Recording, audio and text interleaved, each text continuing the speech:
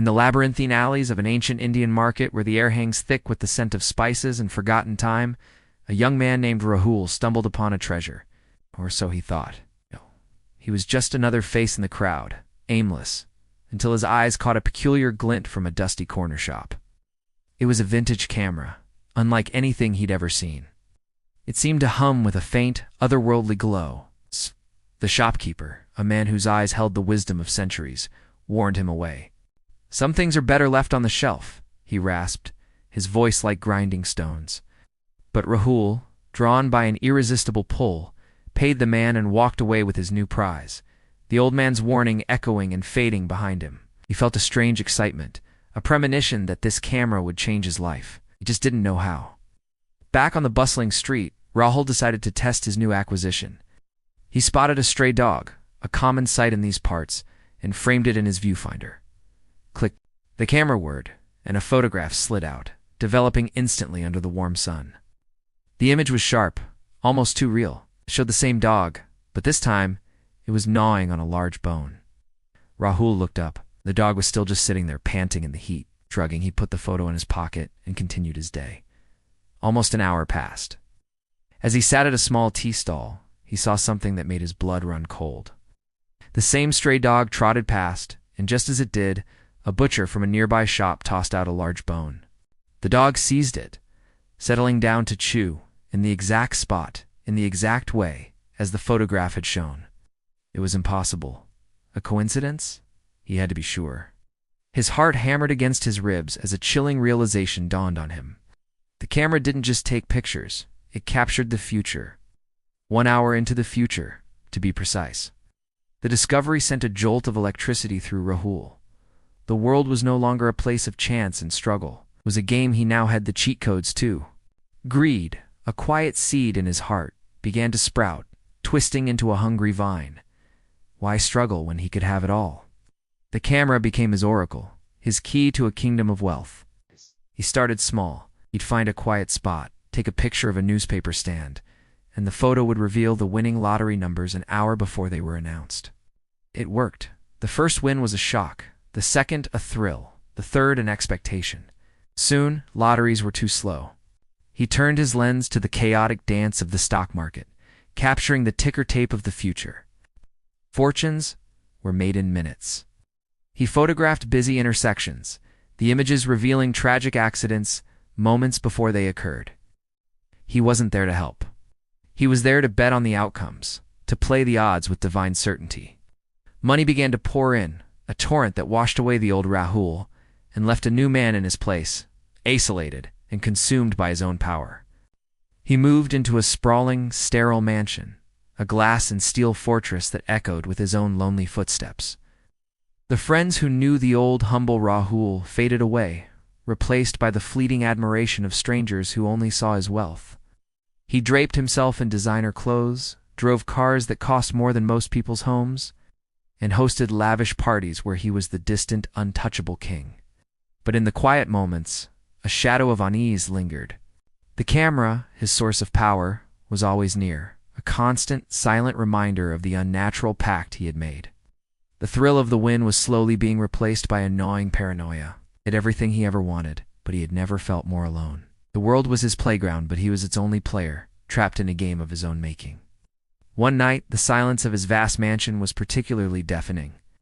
Bored and restless, surrounded by the hollow trappings of his success, Rahul wandered into his marble-clad bathroom. He caught his reflection in the enormous mirror man he barely recognized. On a whim, a moment of pure, thoughtless vanity, he raised the cursed camera, wanted to capture this moment, this king in his castle. He aimed at his own reflection and pressed the shutter. Click. The familiar worry sound broke the silence as the photograph slid out. He picked it up, a smug smile on his face, waiting for the image to resolve. But as the colors bled into existence, his smile froze, melting into a mask of pure horror. The photograph wasn't of him standing proudly. It showed him, lying on the cold marble floor. A shard of broken glass was embedded in his neck, a dark stain of blood spreading around him. His eyes were wide, lifeless. Behind his body, a clock on the wall was clearly visible. Its hands pointed to 11 p.m. Rahul's gaze darted to his own expensive watch. The time was 10 p.m. He had exactly 1 hour to live.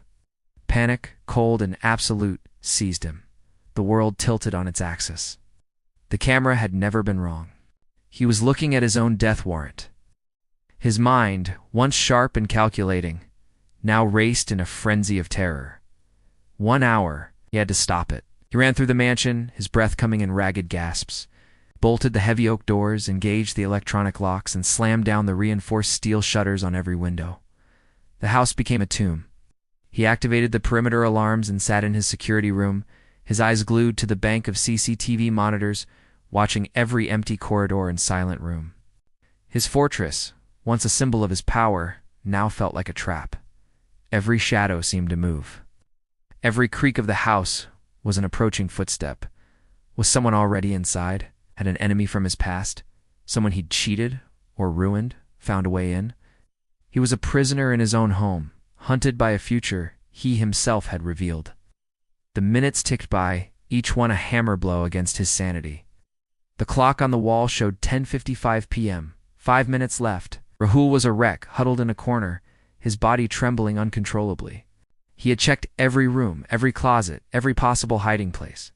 He was alone, utterly, completely alone. How could it happen? How could he die if no one was there to kill him? Suddenly, a flash of movement. A stray cat, one that had somehow slipped in before the lockdown, leaped onto a nearby table, startled by a noise only it could hear. It landed clumsily, knocking over a crystal vase filled with water. The vase shattered on the marble floor, sending water and sharp, glittering shards of glass everywhere. The noise, sharp and sudden in the dead quiet, made Rahul jump to his feet. In his panicked state, he didn't see the puddle spreading across the slick floor. Took one step, and his expensive leather shoes slipped on the water. His arms flailed, seeking a balance that wasn't there. He fell backward, his body crashing onto the floor. A piercing, white-hot pain shot through his neck. He tried to scream, but only a wet, gurgling sound came out. He looked down and saw it.